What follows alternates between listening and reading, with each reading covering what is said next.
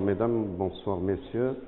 Quel plaisir, quel honneur d'être là parmi vous aujourd'hui. Je tiens à présenter, à exprimer mes vifs remerciements pour l'équipe EGE pour m'avoir honoré de cette invitation dont je suis fortement touché, dont je suis particulièrement fier.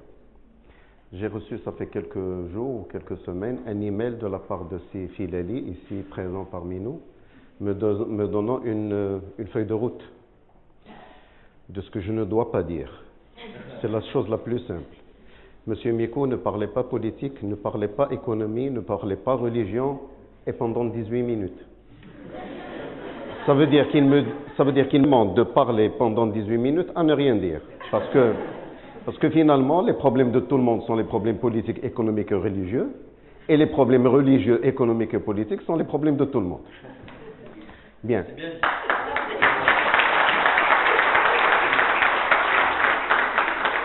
Alors finalement, je vais me retrouver à compter les minutes, à ne rien dire, dans un silence retentissant parfois.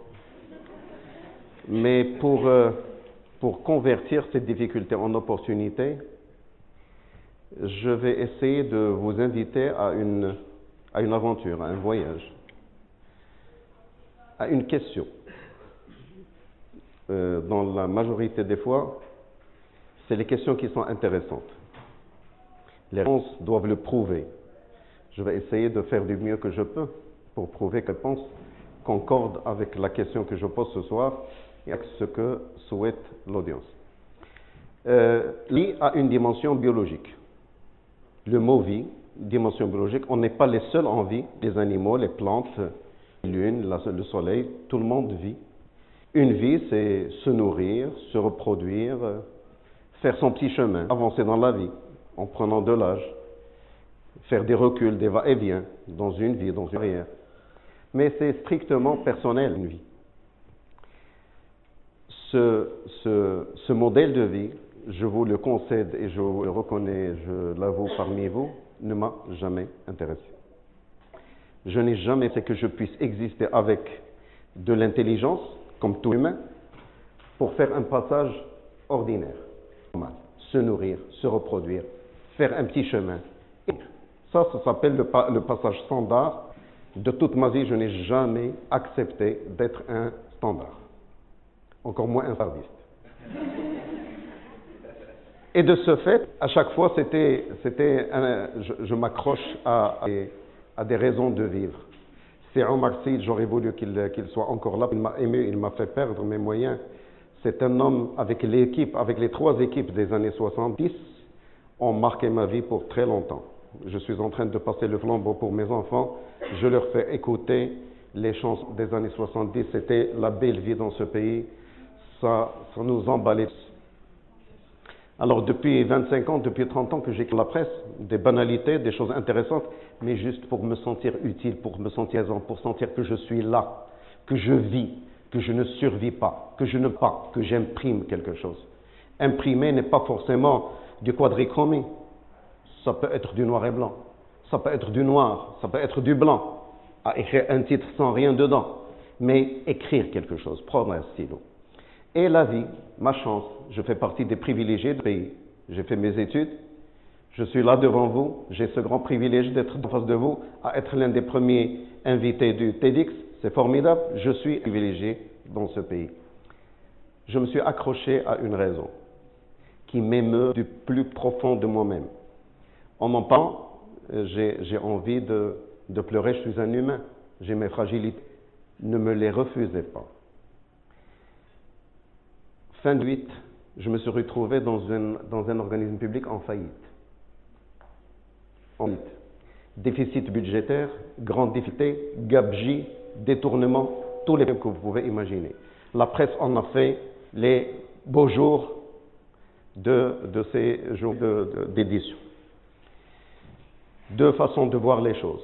Monsieur Miko, je ne sais pas comment faire passer ça. Monsieur Miko, voilà, c'est ce que je disais tout à l'heure.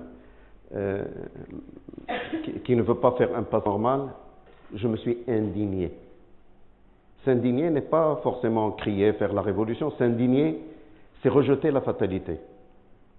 rejeter la fatalité. Rien n'est fatalité chez nous. On n'est pas né pauvre pour le rester. On n'est pas né sous-développé pour le rester. Ce n'est écrit nulle part. Qu'on ne vous mente pas. Ce n'est écrit nulle part. Vous savez pourquoi ce n'est écrit nulle part? Parce qu'il y a une seule chose qui est éternelle, c'est le changement. Et parce qu'il y a le changement, et le changement est éternel, rien n'est fatalité. Tout peut changer. Et changer, c'est l'action de tous les jours. C'est la détermination de tous les jours. C'est les succès. Sachez que vous allez sortir dans quelques semaines ou dans quelques mois dans le marché du travail, à chercher du travail. Vous allez entamer une carrière. Vous êtes porteur et porteuse de rêves. Détrompez-vous. Si vous voulez vous indigner, ça veut dire agir, imprimer votre passage, vous allez subir des échecs. La différence entre deux personnes qui échouent, le premier qui échoue et qui met la couverture sur la tête, je n'en veux plus, et l'autre qui se remet, relance et avance. Essayez de faire comme celui-là. Une entreprise de cette façon, soit qu'il fallait faire le deuxième tour de clé et partir, on me donne un salaire qu'ils disent important, je suis le moins payé de tous les directeurs généraux des organismes publics. Et quand on m'a envoyé mon contrat, je l'ai signé sans le lire, je ne négocie pas avec mon pays. Ça a étonné. Après, je me suis aperçu que j'étais le moins payé, mais je ne suis pas vexé. Bien au contraire, ça me remue tous les jours davantage et je me lève du bon pied tous les jours pour montrer combien on peut changer des choses dans ce pays. L'organisme où j'étais, il exportait la agrumes. Quelle manière de faire compétition avec des groupes dont le métier privé, dont le métier est celui-là. Pourquoi un État, dans un pays comme le nôtre, vendrait de la tomate et de la pomme de terre? Aucune raison. Même aux États-Unis, le pays le plus riche du monde, on ne le fait plus. Même en Suède, on ne le fait plus. Il y a des privés qui sont bons pour ça. Repositionnement stratégique intégral, moyens de gouvernance, tous les moyens de gouvernance, de A à Z, 7 ou 8 pour ne pas perdre mes minutes, mais tous les moyens de gouvernance ont été élaborés et mis en place. Repositionnement stratégique au cœur de l'économie solidaire. Économie solidaire, que les gens, il s'agit de qui? De Marocains de Maroc profond, des montagnes, qui vivent les grandes difficultés. Quand on pense à eux, c'est pour faire plaisir, faire de la bienfaisance. Jusqu'en 2005, il y a eu l'INDH pour lancer tout ça et pour donner un contenu, un sens, une consistance, un sens à l'espoir. Et on a fait une belle convergence, une belle thèse entre quoi et quoi? Entre les moyens, entre la nature et l'humain. La nature, on est un pays très riche, 850 000 hectares d'arganiers, 1 million de tonnes de figues de barbarie, je ne sais pas quoi d'autre, plusieurs millions de choses. Et des Marocains en grande montagne, et l'INDH a fait cette chose. Le potentiel humain avec le potentiel naturel qui a donné tout ce qu'on a aujourd'hui. J'étais en Chine, j'ai eu le plaisir, le privilège de ma vie d'être reçu par le vice-président chinois à titre solennel, en 2006. Il m'a dit un truc qui m'a marqué. J'ai visité toute la Chine, toutes les régions. Pendant ces 3 semaines, j'ai vu toute la Chine. Téléguidé, bien évidemment, les grands chantiers, les changements. À la fin, il me dit un truc. Monsieur, le jour où tu sentiras, où tu seras capable de voir et de convertir les difficultés en opportunités, tu deviendras un bon patriote dans ton pays. Prenons cette idée de ça, prenons un modèle japonais, c'est pour ça que je suis citoyen du monde, prenons le modèle les Sogoshosha, les sociétés commerciales, prenons un modèle espagnol de link, de lien entre l'approvisionnement et l'industrie. J'ai créé le modèle économique qui est en mouvement aujourd'hui, qui est en marche aujourd'hui, dans lequel je compte plus de 500 ou 600 coopératives, plus de 17 500 petits producteurs dans les 16 régions du Maroc, 70% de femmes. J'ai honte de ces gens. J'ai été dans la campagne sur plusieurs milliers de kilomètres. Plusieurs milliers. Je suis allé dans le monde, dans le Maroc profond, pour qu'on ne me raconte pas d'histoire. Je me suis fait ma propre histoire sur mon propre pays. Et j'ai vu tout ce monde. Et qu'est-ce qui s'est passé? Pour honorer ces gens, j'ai créé une marque. C'est un Marsid, il est Amazer. Ça m'a fait plaisir. Moi, je ne suis pas Amazer, mais ça me manque de l'être.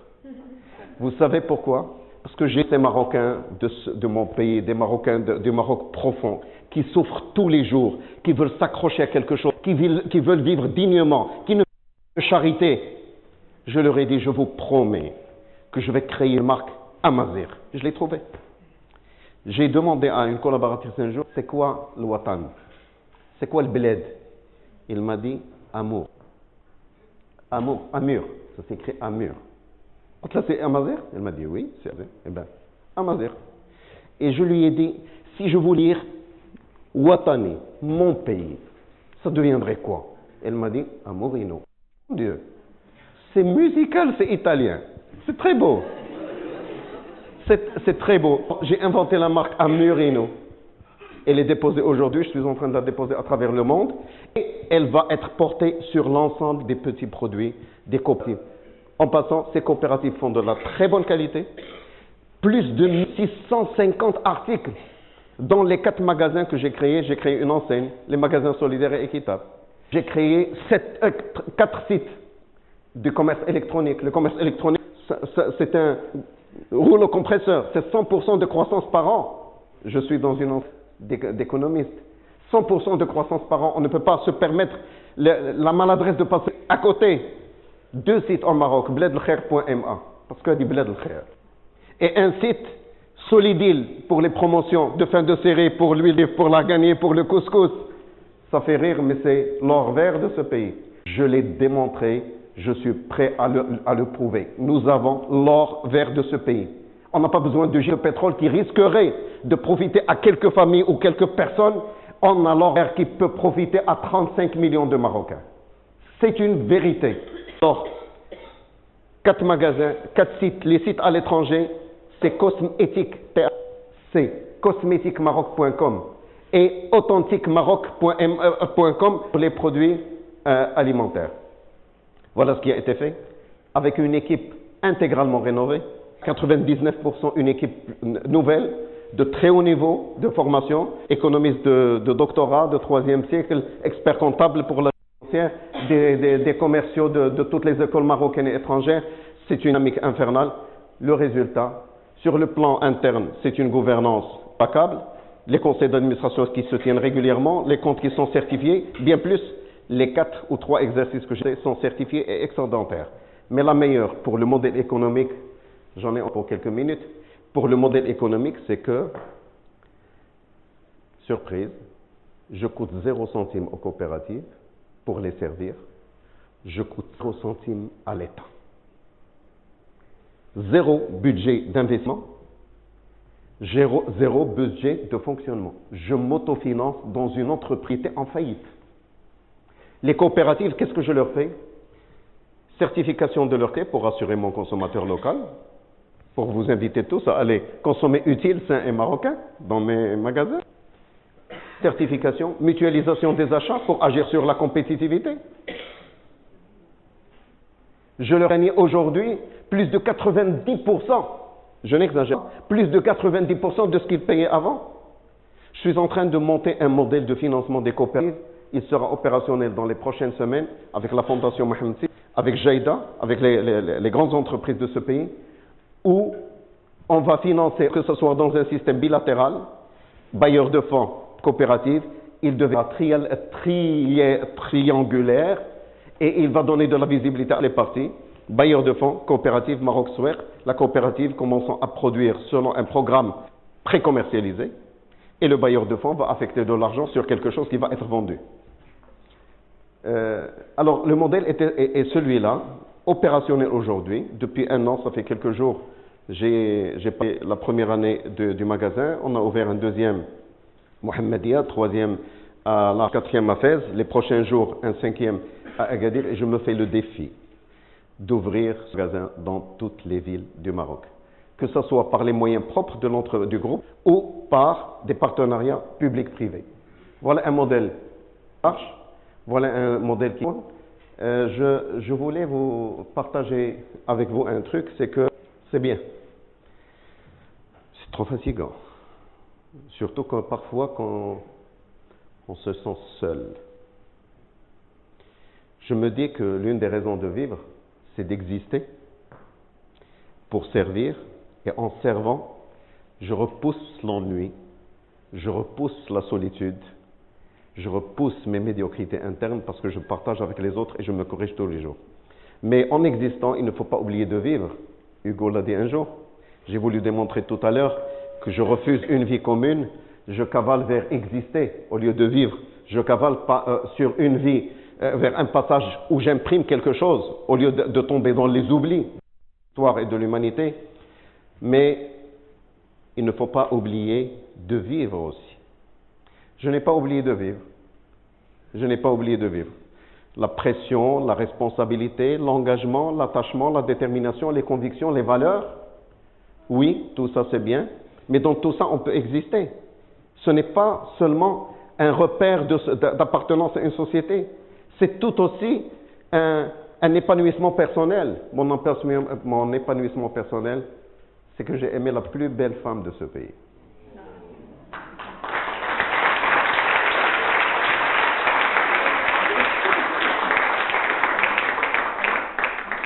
J'espère qu'elle ne m'abandonnera jamais, parce qu'elle me voit rarement. Et quand elle me voit, c'est pour que je lui raconte mes difficultés, mes prouesses, les indifférences des uns et des autres, les bouderies des uns et des autres, les soutiens des uns et des autres. Mais à aucun moment, je n'ai de regret à dire que j'ai créé quelque chose pour mon pays, que je me suis senti utile, parce que c'est en sentant qu'on est utile qu'on existe. S'il n'y avait pas la vie pour exister, qui dirait que j'ai existé? Personne. Dieu, excusez, un seul mot religion, Dieu n'existe que parce qu'on existe finalement. Parce que c'est nous qui le connaissons. Voilà. Alors, c'est mon aventure. Il n'y a pas de recette, il n'y a pas de modèle pour cette génération. Chacun doit se trouver la raison de vivre, mais plutôt d'exister sans oublier de vivre. Vivre ou exister sans oublier de vivre, c'est aimer. J'ai aimé une belle dame, je le répète, je m'adresse à elle, elle me verra sur YouTube, j'espère qu'elle ne m'abandonnera jamais.